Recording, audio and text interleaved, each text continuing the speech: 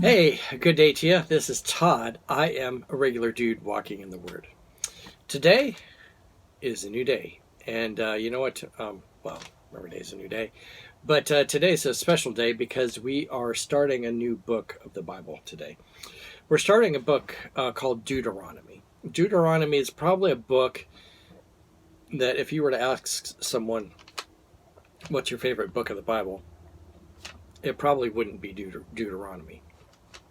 And although Deuteronomy is quoted quite a bit in the New Testament, but Deuteronomy is a book that we kind of often gets buried into the Old Testament, and we just kind of know it's there, but a lot of times we don't know the content of what's in here. Let me tell you, I'm just going to kind of give you an introduction today what Deuteronomy is, the book of Deuteronomy. Deuteronomy really kind of means a second law, okay? And that's where we get that word Deuteronomy from. You know, if you look at the way the old words, I think the Greek was like that. Yeah, it comes from the Greek word Deuteronium, okay? So, and it means the second law, which it wasn't like the books of law are the first 5 books of the Bible. Genesis, Exodus, Leviticus, Numbers, Deuteronomy, okay?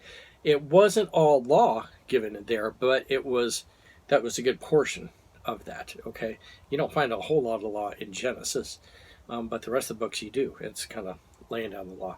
It's also, those 5 books are called the books of Moses, okay? And this would have been the last book that Moses wrote.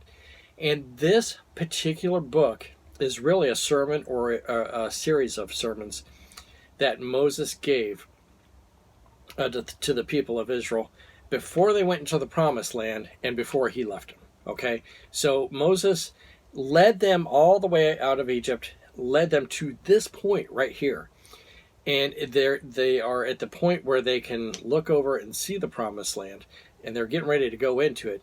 But Moses says, "Hey, I got some words to give you before you go in there." Okay, kind of like if I'm getting ready to, a lot of times with whoever's working with me, before we get to that job that we're going to do, whether it be cleaning or restoration, I'll give them some kind of a heads up thing about what's involved with this job. Like, a job that I went to today, I said, you know, the job we're going to, it's a lady that lives there, and she's, I think, in her 90s. Well, come to find out, she was actually 97 years old.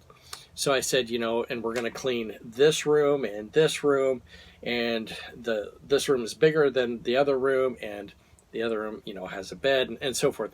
I kind of give all that instruction beforehand, even though those working with me have cleaned before. It's not their first day on the job. But it's just kind of a review and to kind of give them a heads up of this is what's coming, okay? And that's what Moses does. First of all, he starts off with, this is a review. And he says, hey, this is your history. And then he says, and this is what I want you to, and just reviews the law. Then he says, this is what I want you to know when you go into the promised land. Okay? So a lot of, it kind of just the last words of Moses in this kind of sermon form here. And the reason it's given is so that they will learn from this, and they will learn from their history. Okay? If you don't learn from your history, I forget who said that. If you don't learn from history, you're bound to repeat it again. Okay? And they had just been through this painful ordeal of 40 years, and we're going to be talking about that tomorrow. The journey that should have been 11 days took them over 40 years now. And you know, the whole nation, or the whole generation was wiped out because of that. So a very painful learning experience. And Moses doesn't want that to happen again. And that's the whole point. One of the points of the book here is, let's not have this happen again. Let's get into the promised land. Let's continue to serve the Lord. And let's not do a repeat of what we just did. Okay? Imagine that, I'll use a carpet cleaning job again. Imagine we go and do something and it turns out disastrous. Okay? something happens, that doesn't work well. Let's say the wrong product is used in cleaning upholstery that should not have been used in cleaning upholstery, but it's really used for nasty restaurant carpet, and it damages the upholstery in the process. Well, when they call us back a year later and say, "Hey, we need that upholstery cleaned again," I tell whoever's with me, I'm like, "Hey, let's not do this again. Let me remind you what happened last time.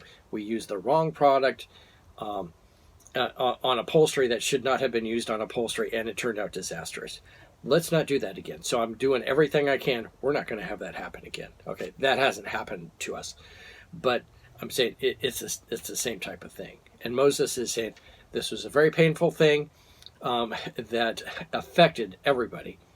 And let's not do that again. And so that's the point of Deuteronomy. So as we go through Deuteronomy here, I want us to look at it, and not just, we're not going to just fly through it, but we're going to examine this book verse by verse.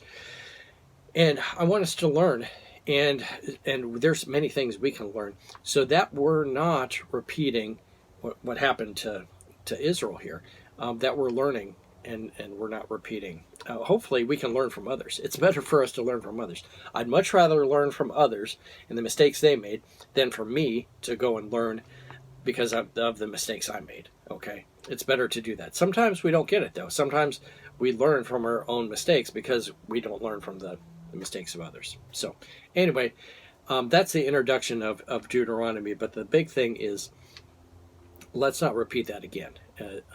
Let's not make these same mistakes, and let's learn from this. All right. Hey, thanks for watching. I am a regular dude walking in the Word, and I'll look forward to seeing you tomorrow as we continue our journey looking at the book of Deuteronomy. Lord's blessing. I'll see you tomorrow.